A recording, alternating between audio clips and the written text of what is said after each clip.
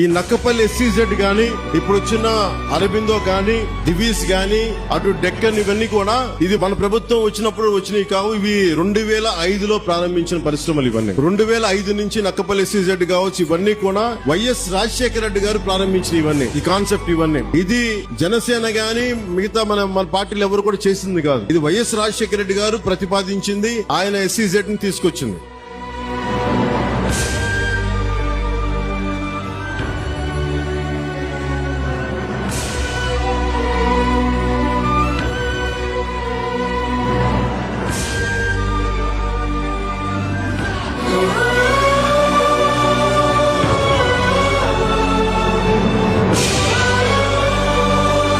చరిత్ర చూస్తుందయ్యా.